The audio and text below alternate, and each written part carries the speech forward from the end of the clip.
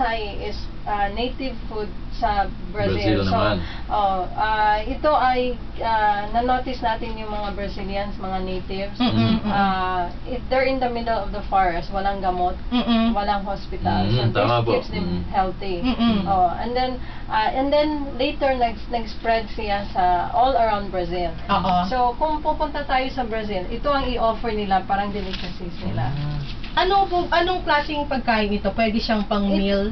Yeah. Ito ay prutas. That's the number one top berry. Ang kulay niya is dark purple. And then it's considered superfood. What we have right now, ine-extract natin, ginagawa natin ng juice. Okay. So we have right now organic. It's an extract. So, bali 2 or 4 na tablespoon ng inumin natin per day. And then it gives us the vitamins and nutrients we need for the whole day. Okay. So, from the fruit na yung berry, ine-extract yon at ang nagagawa niyong produkto out of it ay inumin po. Tama po yun? Yes, Len. And then, aside from that, itong prutas, pinaship patungon California. Okay. Kasi doon pinaprocess.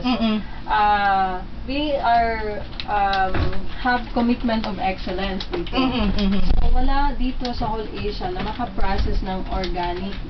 Basically organic lahat, no preservative, walang additives. It's based in flash pasteurization. So bali, they kill the germs through flash pasteurization. So, puro ito, Miss Cathy, na masasabi. Talagang purong-puro yan. I mean, ito pong halaman na to, itong berries po na to, is very common sa Brazil. Marami po ba na ito? It's only found in the forest, but it's spread, dinadala sa mga cities sa Brazil, but it only grows in the Amazon rainforest. Sa rainforest. So nakita natin na talagang organic siya by nature. It's not being planted.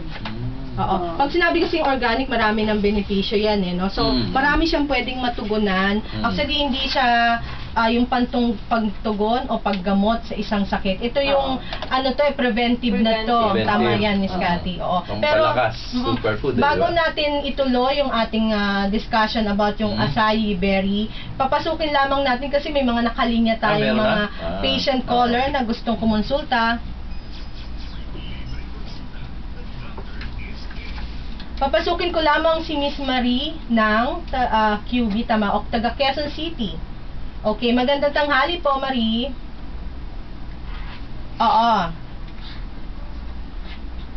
May background si Marie. Okay, sige po, anong tanong?